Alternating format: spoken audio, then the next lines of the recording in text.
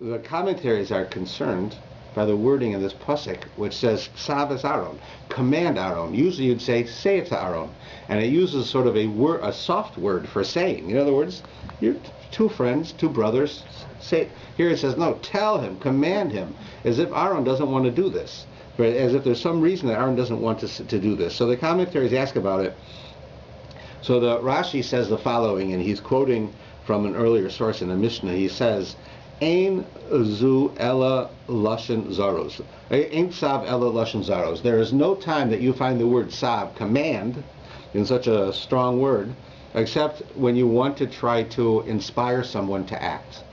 Right? Zaros is from the word zrizut, which means to do something quickly, to do something right away. You know, if I say there's a sale going on over at Sears on sheets, they're $1 for sheets. So you run over there, right? Because if you don't run over, they're going to be all gone. So that's to be zrizut. And that same idea, and we have a person should be zrizut for mitzvot. You should do your mitzvot right away. That's why you have to do them in the morning. Because right away when you get up, you should do them. So here it's commanding, it's saying this, and it's saying that now it's even worse, though. And now it's saying Aaron, before we thought maybe Aaron didn't want to do it, so Moshe's commanding him. Now it's saying no. They're saying that Aaron should be pushed to do it quickly, to do this efficiently, to do it with inspiration. And it says miyad v'ledoros. He should do it immediately, and he should do it for generations. Amar Rabbi Shimon b'yoser tzarich kasav l'zaros v'makom sheish bo chisron kis. And then they bring an opinion of this Rabbi Shimon who says that we use the word tzav, meaning zares is to inspire, to do something quickly, in a case where something has to do with the loss of money. That's what the commentary says. So we were asking, why does it say Tzav es Aaron, command Aaron, is in order to push him to do something right away? Why do you have to push him to do something away? Because if it costs him money, he's not going to want to do it so fast, right? If you say you'll do me a favor, because you don't think it's not going to cost anything, but suddenly circumstances change. In order for you to do me the favor, it's going to cost you $100. You're not going to do it so fast, right? So here the commentary is saying, he's quoting from the Medrash, that no, the opinion is that Aaron should be told that even if it costs money, because it costs money, he has to be pushed to do this. Now it says it's an odd thing, because then the Torah tells us about the sacrifices. It doesn't cost anything for sacrifices. I mean, it costs me and you, because we bring them. But Aaron, he doesn't have to pay for the sacrifice. They give him sacrifices. You go to the temple and you hand him a cow, you hand him a sheep, you hand him the things for the sacrifice. He doesn't pay for that. So why do you have to push him to do it? Because he might lose money. There's no money to lose, right? So there's two ways to understand this. So why they say this. Firstly is, we can understand who Aaron is.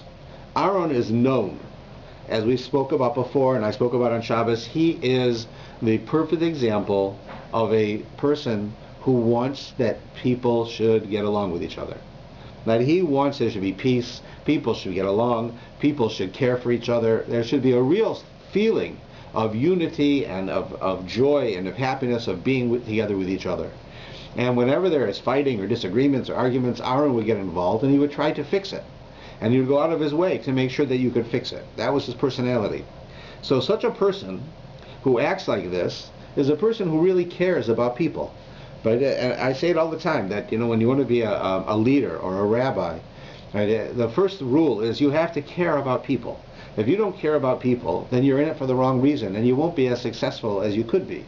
You might be an amazing speaker. You might be a brilliant philosopher. You might be an extraordinary, let's say, researcher in order to come up with information on Torah.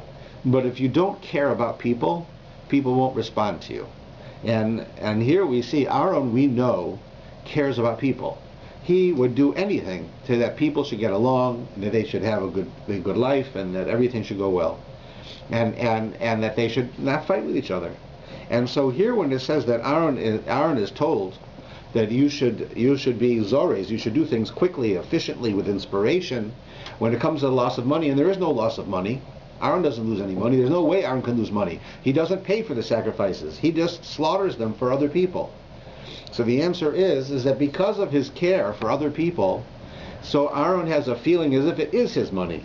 In other words, Aaron has to act efficiently as the Kohen, because Aaron cares about other people's money, that he doesn't want to waste their money. He doesn't want to kill a sacrifice in a wrong way. He doesn't want to overlook it. There's all these rules about sacrifices, God's telling Aaron, and because you care for other people, I am being Mazares you. I am commanding and inspiring you to make sure you do this efficiently and correctly and quickly, so that people's money is not wasted and their time is not wasted, and you don't do it wrong, and you don't make it wait too long, and all of these issues. So what it's really telling you is that God is looking at Aaron's personality, and he's seeing that Aaron's personality is such that he loves people. And because he loves people, God is telling him then that you have to take into account there are certain pitfalls when you love people. You know, it happens when you trust people and people disappoint you, but you often learn to not trust people. But really, you should continue to trust people. Just don't be naive about it. So Aaron loves people, and people will disappoint him, and they will be mean, and they will be difficult, and they will lie. And nevertheless, Aaron will still love them. So God says to him, I want to help you continue to have this trait. I want to show you that you should make sure that you do your job in a manner that also helps these people who might be delaying in giving a sacrifice because because it costs money. They might be delaying because they're embarrassed. They might be delaying because they're late for any other reason. You do your best to try to make it so that there should be as much success as possible, because you want the people to be happy. So God says, I'm commanding you to do it in this way because it'll help make those people happy. And that's what you ultimately want. So here we find a perfect example of what it says in Ethics of Our Fathers. In Ethics of Fathers, it has a statement. It says, if you make your will God's will, God will make his will your will. So that is to say that if you follow the Torah, you do the mitzvot of the Torah, that means you're doing God's will. He wants you to do that.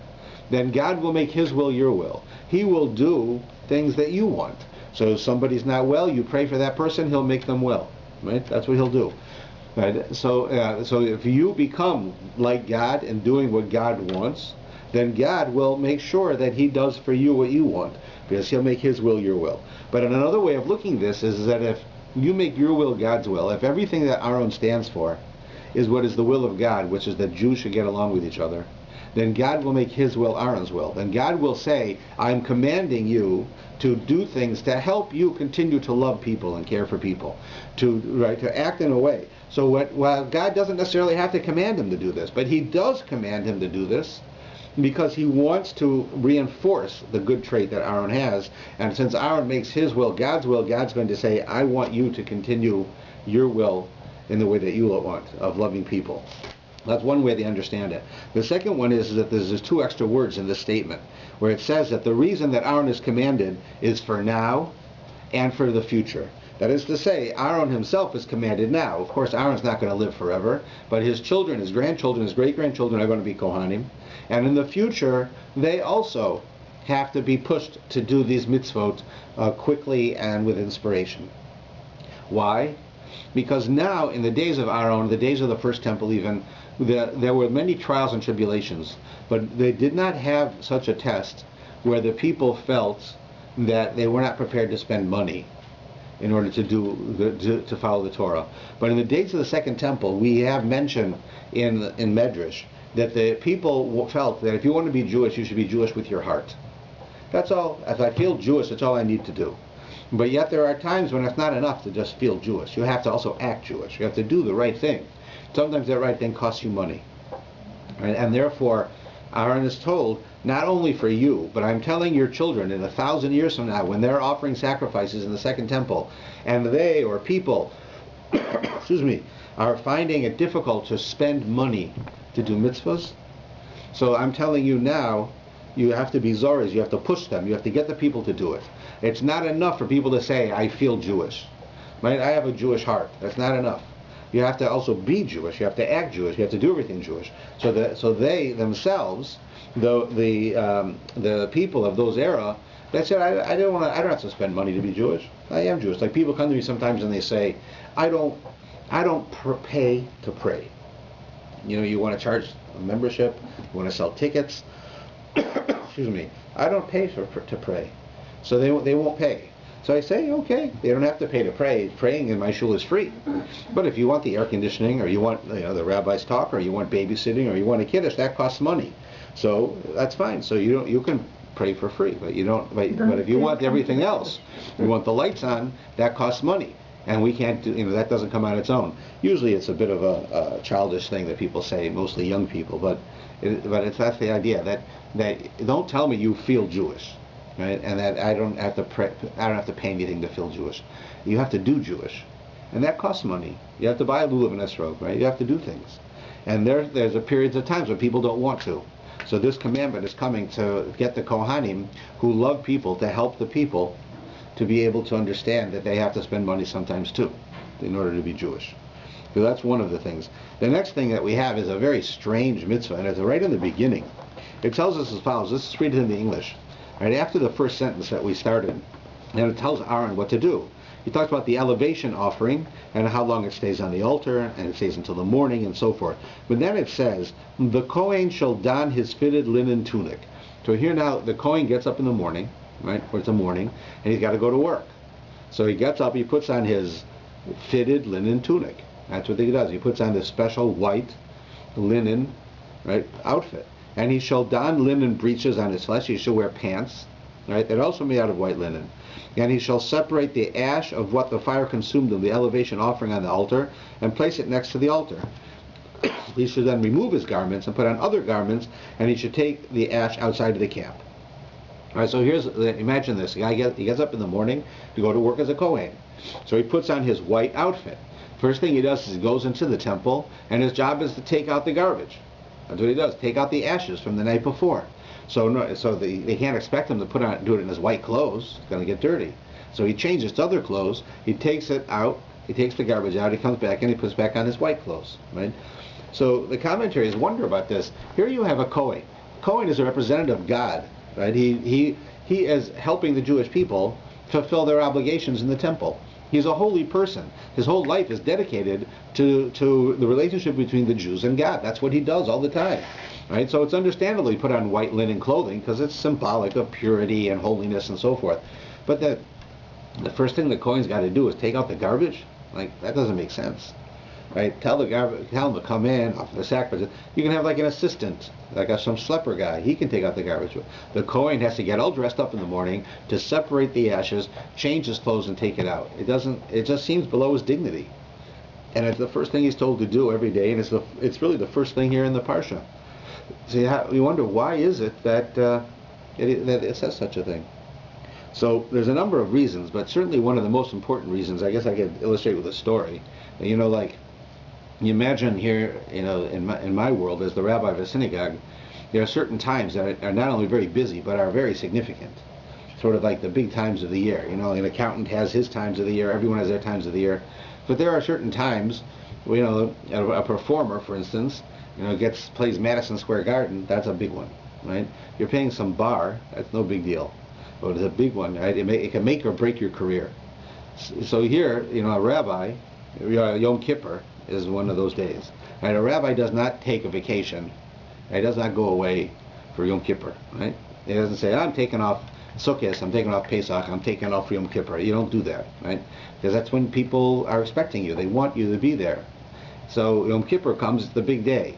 So here I'm preparing, it's the month of Elul, and I give a speech for the month of Elul, and I work on myself, and I try to get other people to work on themselves, and this synagogue is growing, and things are happening, and it's getting exciting, and there's all kinds of things, and I have to keep it in perspective and give the right speeches in the right time to try to inspire people.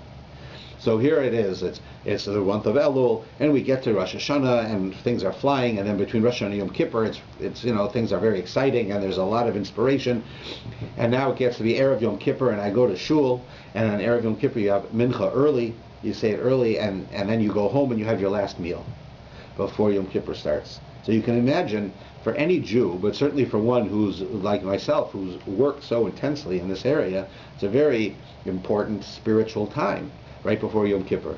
So I grab my kittel, I put on my sneakers, I finish my meal, and I'm ready to go out the door to come to shul before Kol Nidre to make sure everything's ready. And I get a call from my wife, hey, where are you going? I said, I'm going to shul. No, take out the garbage first. I have to take out the garbage. Now before I can leave to go to shul, I have to take out the garbage. So here I'm this big shot, right? My big day, big shot, about to go to shul for Kol Nidre, say my big drasha of the year. My wife says, take out the garbage. And that's what God says to the Kohen. God says to the Kohen, you're a big shot, you put on your white suit, you're going to go to the temple, you're going to offer the sacrifices, you're going to do all of these things to help the Jewish people because you care about them, right? It's not for the wrong reasons, it's the right reasons. Before you do it, take out the garbage. Why is that? Because you have to realize who you are. Right? You have to realize who you are, even at a special time, even if you're a Kohen, even if it's an extraordinary person. You are a regular person. You put your pants on one leg at a time, right? You do everything like everyone else. Yes, you work hard on yourself, and yes, it's a special time, but don't think that you're privileged. You're a regular person. You also have to take out the garbage. And that's what they say to the Kohen. Don't become arrogant and think that you're, something special. Because even if you are special, you have to also realize you're a part of this world. You have to help your family. You have to do things that are not so popular, not so famous and big.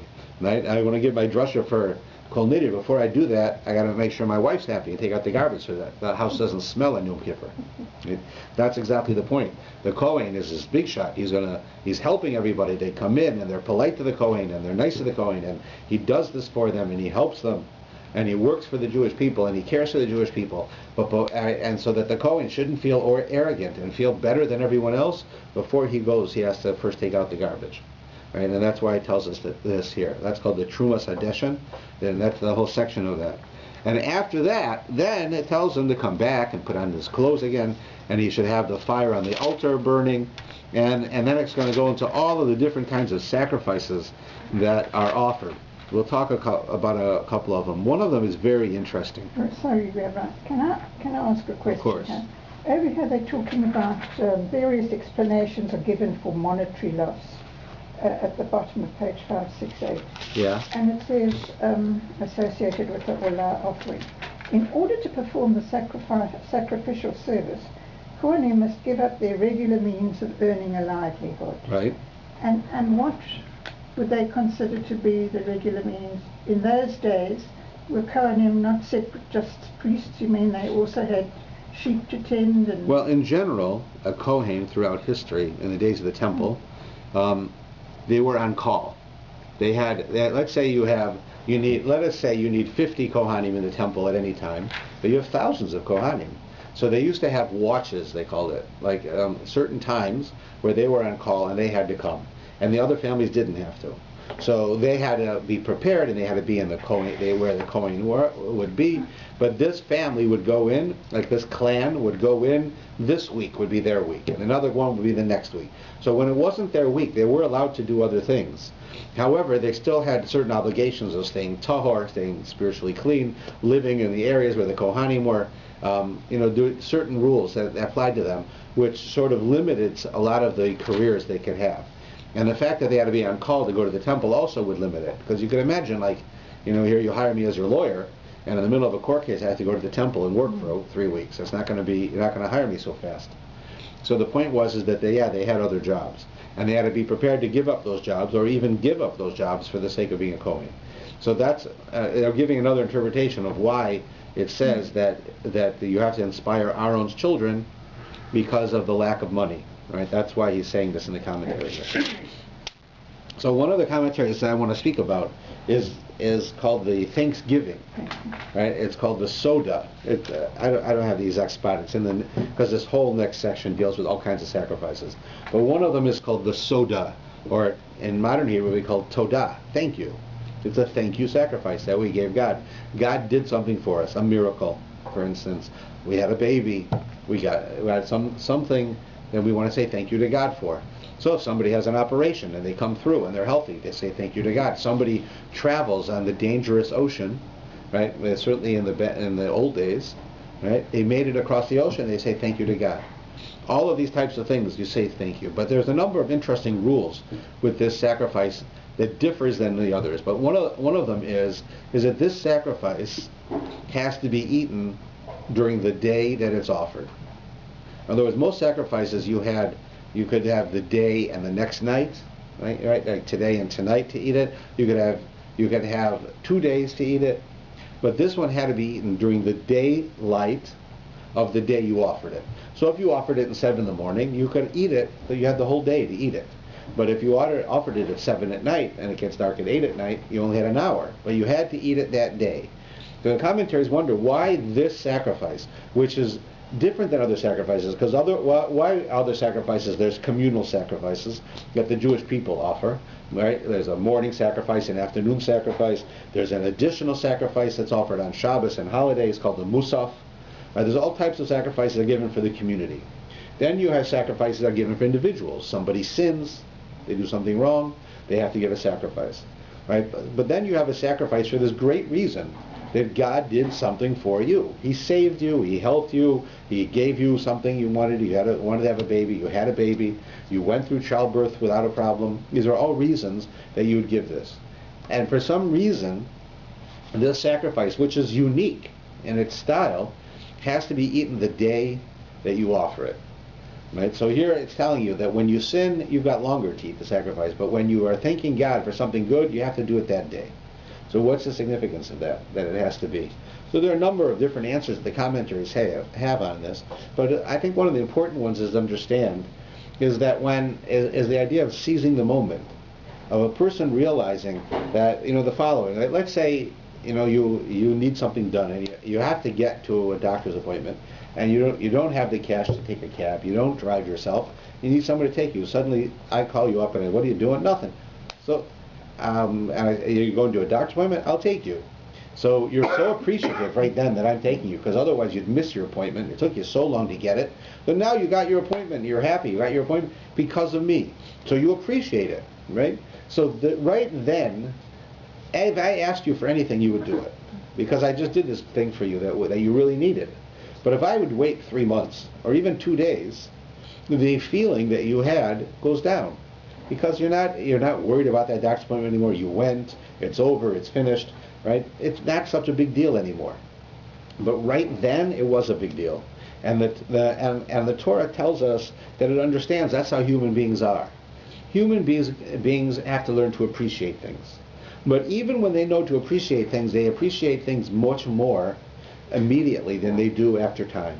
So it's, people say, thank you for what you've done for me, but what have you done for me lately? Right? That's the idea.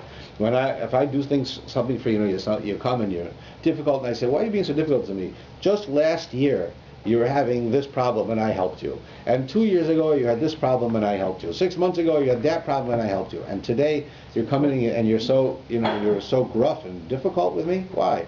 Because you haven't done anything lately. That's the point.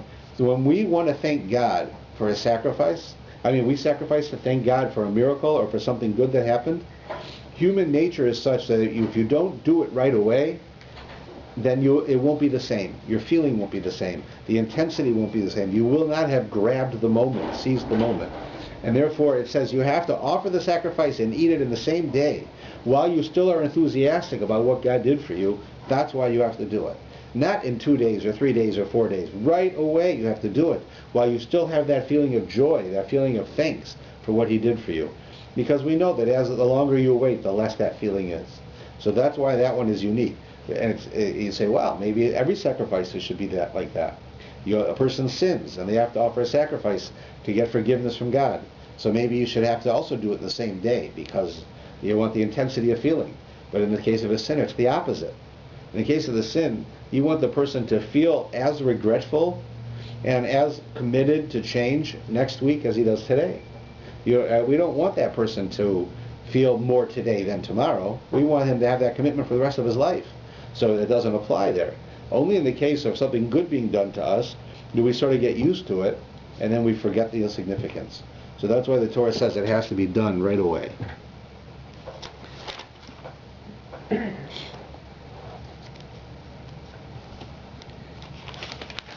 There's also an interesting thing that comes up later, which is the question is, who can offer sacrifices? In other words, who is required or who is able to? So any Jew, of course, has certain requirements, like the sacrifice for Passover, and they also have certain abilities, like to offer sacrifice for something good that happened. But how about a non-Jew? Let's say a non-Jew is living in Jerusalem, and he sees the temple, and he sees what's going on, and for whatever reason, religious reasons, personal reasons, political reasons, whatever reason he wants to offer a sacrifice. So can a non-Jew offer a sacrifice? No. So we're taught that Shlomo HaMelech, King Solomon, wanted to make it possible for non-Jews to offer sacrifices. Of course, if you understand, King Solomon was a king of the most powerful nation in the world at that time. Israel was an enormously strong country. It was so strong that people were converting to Judaism because they wanted to be a part of an affluent country, not because they wanted to be Jewish. And this way they would become Jewish. In fact, King Solomon understood that, and he forbid anyone to convert. He wouldn't allow converts during his days because people were converting for the wrong reason. So it says that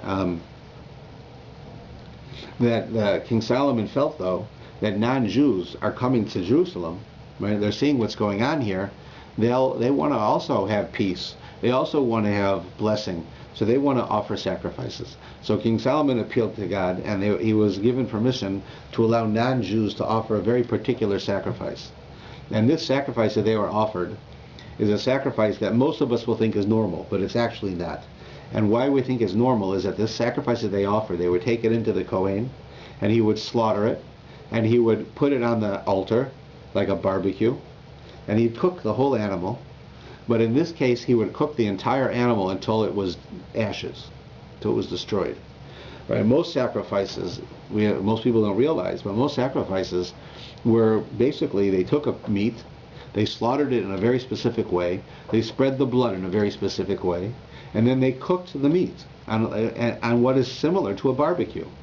And then the Kohen got a piece to eat, and a certain amount of it was destroyed. That's like for God. And then the person who brought the sacrifice, sometimes with his family, sometimes with his friends, would eat it. So you can imagine, this is a sacrifice. I've done something wrong. I'm going to go into the temple, drop off my sacrifice, and then in about 20 minutes after the Kohen finishes, I have to now sit down to eat it. So what kind of a sacrifice is that? I'm eating steak. Right? Why is that considered something that's a requirement? So this is an area where Jews and non-Jews differ very strongly. A non-Jewish interpretation of a sacrifice means I take something that's worth money and I ruin it. I sacrifice it. I give it up. I get right?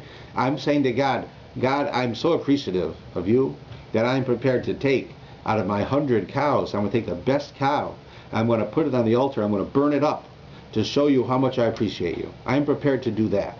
Right? That's how the non-Jews look at sacrifices. That's what a sacrifice was. Jews don't look at sacrifices that way. Our idea of sacrifices is the word sacrifice is not what the word is. In Hebrew, the word is karban, and karban does not mean sacrifice. It means object which causes closeness. From the word karev, karban, karev, same word, which means to bring close.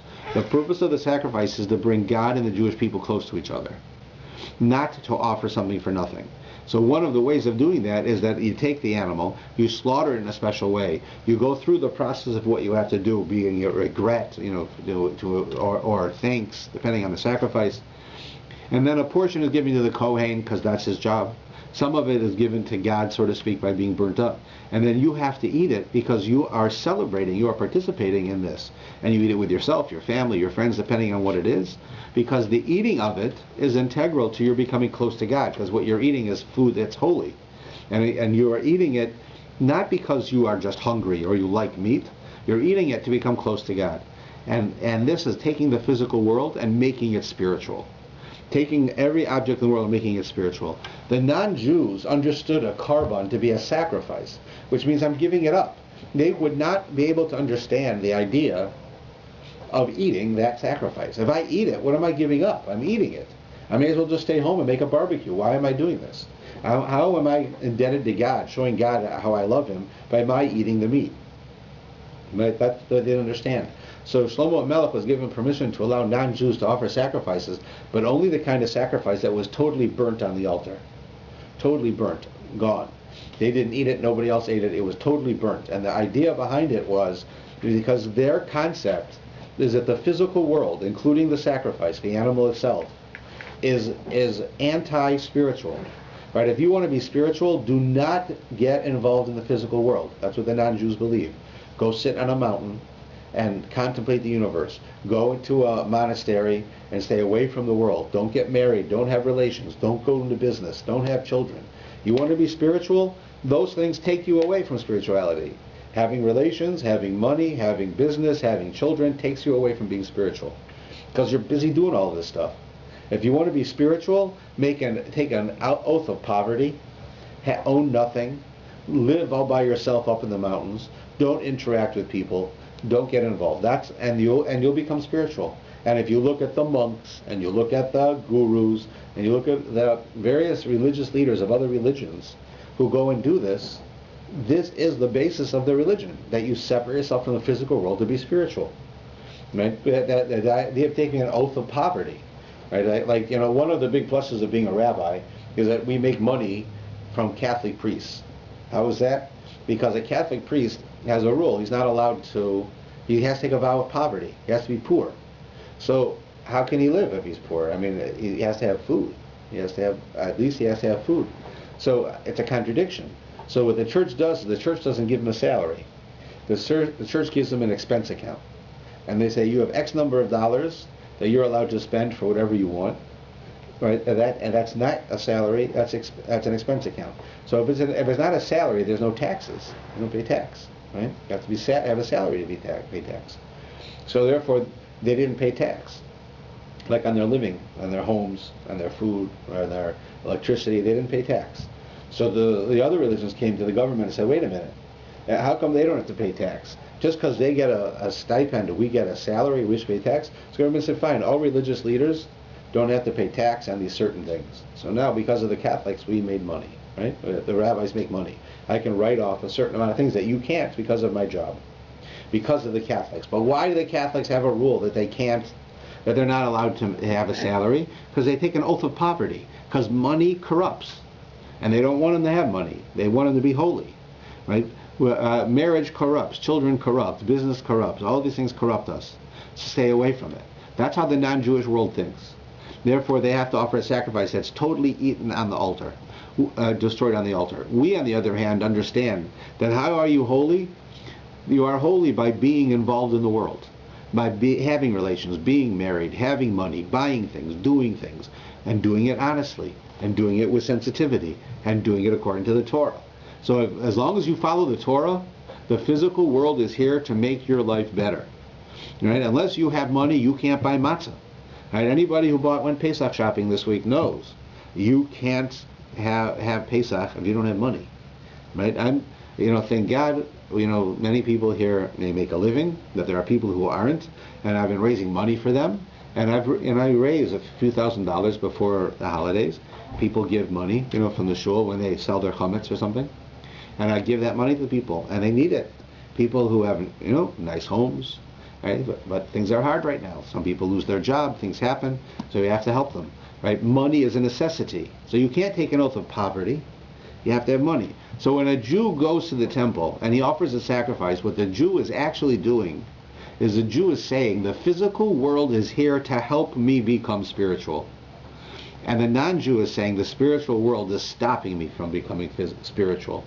And therefore the non-Jew who offers a sacrifice has it destroyed on the altar. But the Jew who offers a sacrifice, he has a piece this way and a piece that way, and he eats it himself. Because that's the physical world used for spirituality. If I would be privileged to go to 398 West restaurant, right? That's a free commercial for them. That in order to have a steak. So if I go there and I make a bracha on that steak, and it's kosher, and then I make a blessing before I eat it, and I thank God that He made it possible, and afterwards I say the Birkat Hamazon on my meal, and I thank God for making it possible. And the energy that I got from this eating, I'm going to use to do mitzvahs. So therefore, the physical world, I have taken a piece of meat and I have raised it to a higher level. That meat has become spiritual. And I have been able to do spiritual things because of that meat. And that's the whole idea of why that one sacrifice is the one that the non-Jews can give, because they don't understand that. They don't understand that you can eat for the sake of spirituality. They understand that you have to be spiritual, you stay away from eating. Fast if you want to be spiritual. Don't get married if you want to be spiritual. Don't go to business. Don't live in the city. Go live up on the mountain all by yourself and you'll be spiritual. And we say, you want to be spiritual? Do business honestly. Get married and treat your spouse correctly. Have children and raise them with ethics. Live your life, right? Make a living and use your money the right way. That's the purpose of it, right? And that's why you have different types of sacrifices between Jews and non-Jews. It's just an important aspect of it.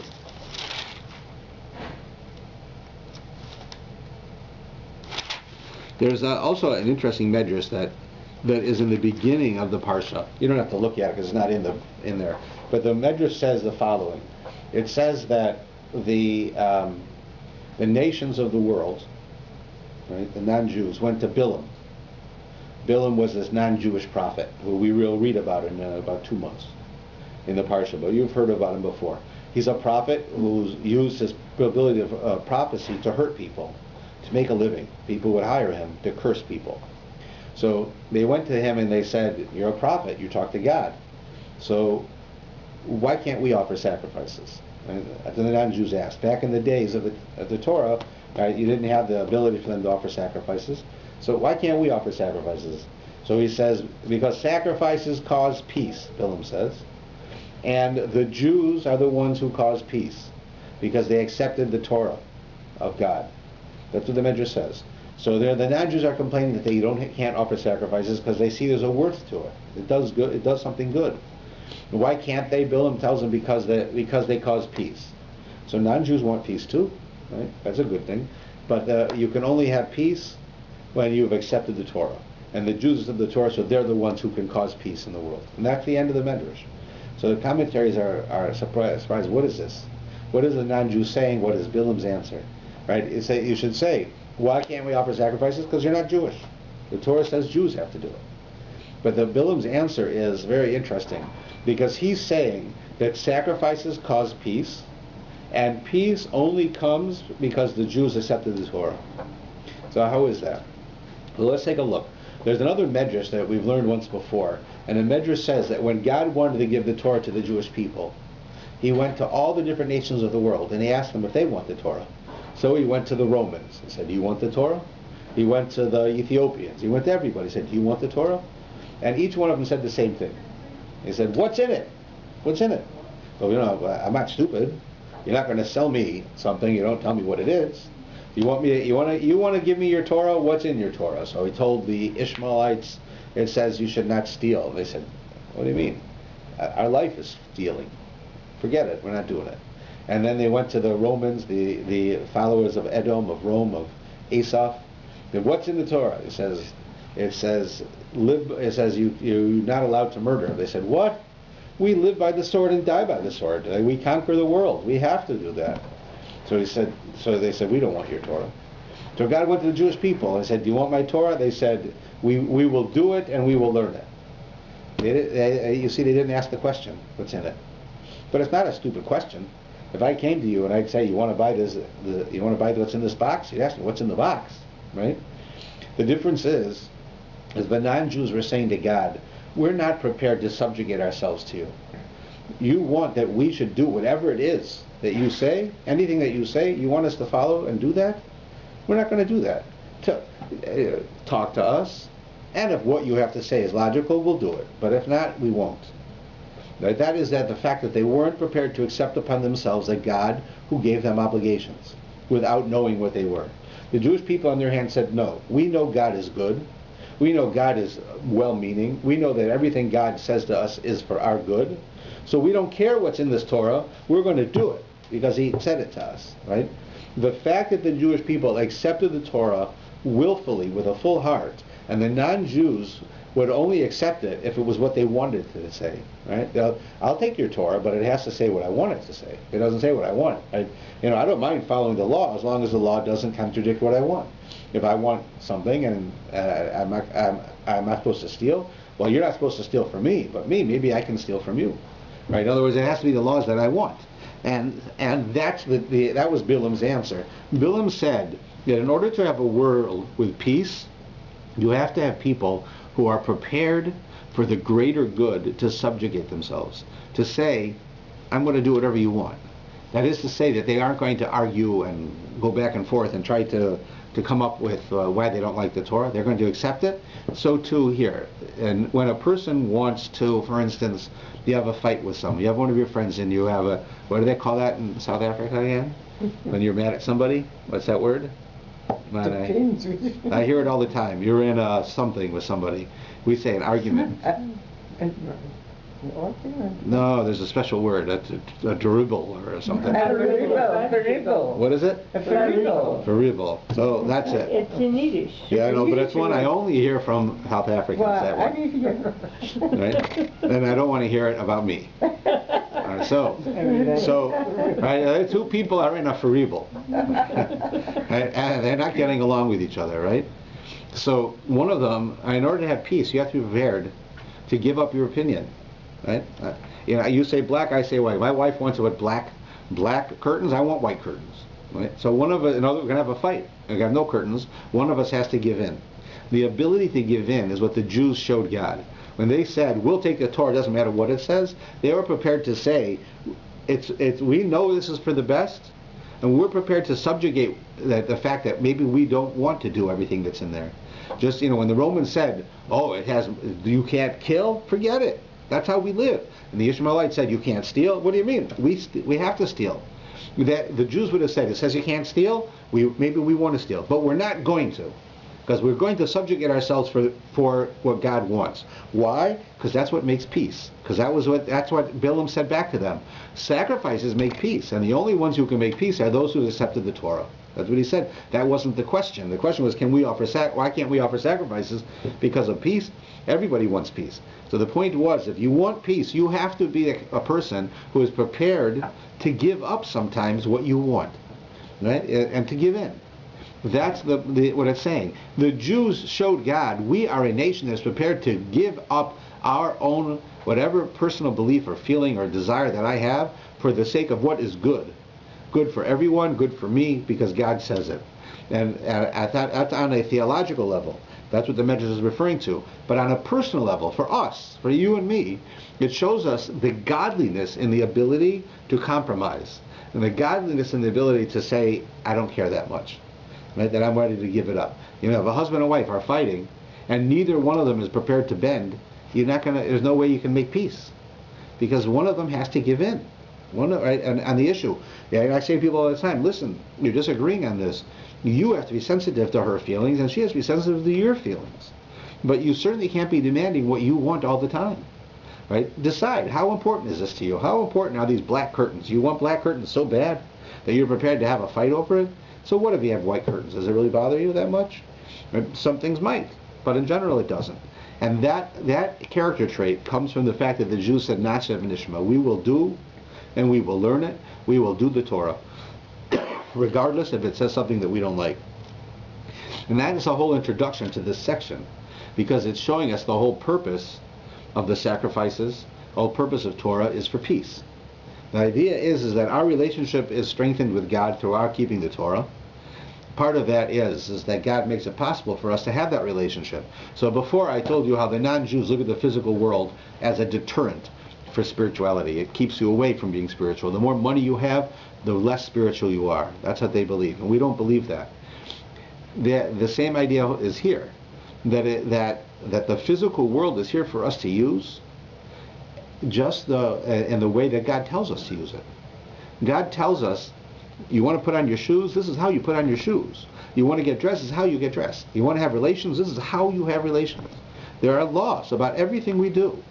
Right? The laws aren't that difficult, and the laws aren't, that specific. They can be very broad and give us a lot of leeway and a lot of things we can do.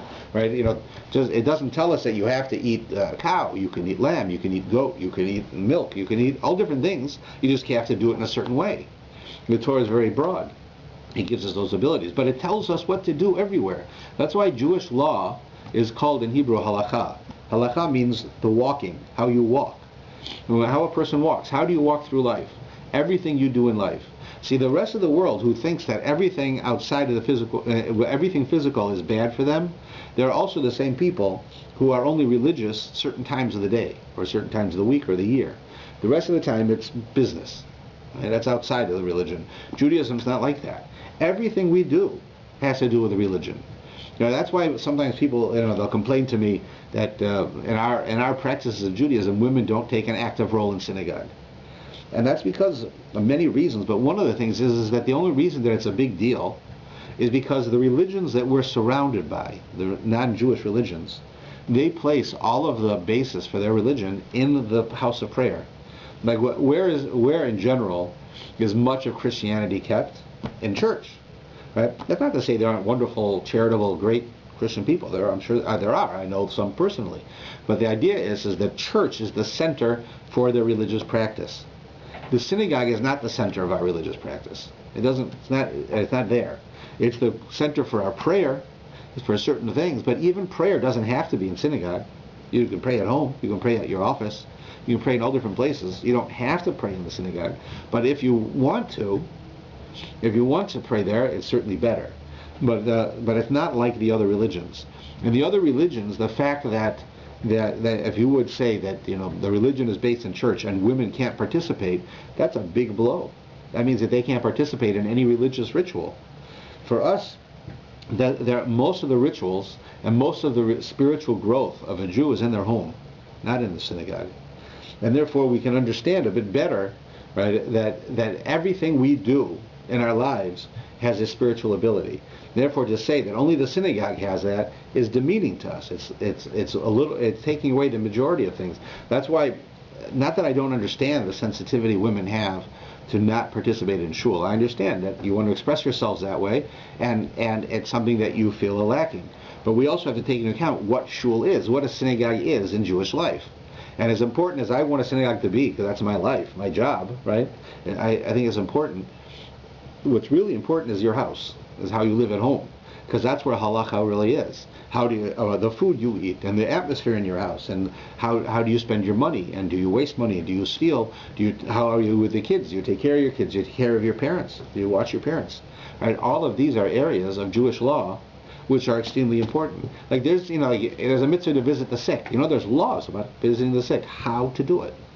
Right? They're very logical, but it tells you what you have to do. You want to go to a shiva house, it tells you how to go to a shiva house. You don't just go to a shiva house, there's things to do. Right? It's not that you can't just go, but there are things that you can do. Every aspect of our life has laws, because everything we do in the physical world has a spiritual ability. So therefore, the Torah gives us the ability to do just that in everything that we do, from the morning till the night, every day of our life. While the other religions have very specific times and places. We're different. They have specific times and places because the physical world is not spiritual, and ours is. So therefore, for us, when I invite you to a simcha, I'm having a happy occasion, and I invite you to come to my simcha. What I'm doing is I'm celebrating the physical and the spiritual with you. Because I invite you to come for a meal, and we enjoy the meal, and we have a wedding or a bar mitzvah or whatever, and you make the blessings and everything, and the whole idea is that we're celebrating the spiritual by using the physical, right? That's what a simcha is. So that's really the basis here.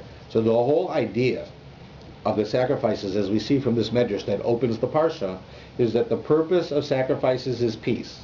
The reason that the purpose is for peace is because the people offering it are the people who accepted the Torah. They did so by being prepared to give up their own feelings and their desires. Right? Unquestionably. They are the only nation in the world that did this. That's us. We did that. And therefore, we have within our personality the ability to make peace. Make peace on our own level, with our families, peace on a community level, and peace on an international level. We have that ability. And that medrash is saying that the rest of the world doesn't have that ability. So if we want to have peace in the Middle East, and we want to have peace in other parts of the world, we have a certain amount of responsibility to make sure that happens, because we can cause it in how we act. That's what the Torah is telling us. All right, I think we're to an end there. Now, of course, next week I'm going to be in shul, as hopefully you'll be with us. So we won't have our class. And the week after, we probably can, but just check and make sure. That I don't see why not, because I should be back and ready. I mean, the holidays, I think, ends on Tuesday. So theoretically, I could do Wednesday. So I don't see a reason why not, if you're not all stuck in your kitchens and so forth, as I probably will be the night before, switching everything over and doing all this stuff. I remember in my home when I was a kid, so my mother, we had a ranch house, a long house, not high like here. And we had a basement, and my mother decided we were going to take everything from our kitchen that was in the kitchen and bring it downstairs. and then everything from Passover, which was downstairs, up into our kitchen. So we would take, like, my mother would have, like, let's say, milk plates and meat plates. You'd have 20 of each. All of them had to go downstairs, and all of the milk and meat plates for Passover would come up. The fact that we would probably never use a third of them, right? It didn't matter. So then that was, getting ready. So of course you have 11 months you can get ready for Pesach, but afterwards you want to right away, right? You want to switch back. So I can remember the night after Passover going up and down the stairs with cases of stuff that was in the exact same position that we brought it up in. Because, all right, so you have a Seder, you have a lot of people for a Seder, but other than that, how many people do you have over on Passover? Like, when it's a weeknight, on a Wednesday night, a regular Wednesday night of Passover, well, you have 3 people, 4 people yourselves, right? And you're eating. You don't need 50 plates. We had everything. There was nothing that you would have in your kitchen during the year that we didn't have for Passover. Everything. It's like sometimes I say to my wife, and I used to hear my father say to my mother, which is, Passover is only 1 week. You don't have to have 5 different types of potato chips. How many types of potato chips do you have any other week during the year, right? Like during the year, what do you have? You have maybe a bag of potato chips every couple of months, right? Or a chocolate bar.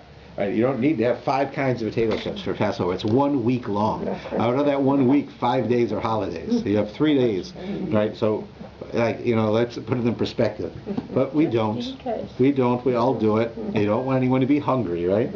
Just in case. That's right. And it's a wasted criticism because it doesn't help. And the truth is, it's a nice thing. And we remember it, and our kids will remember it, and that's just how it's going to be, right? All right, well, everyone should have a great Pesach, and I hope I'll see you in Shul. You can come and see us whenever you want.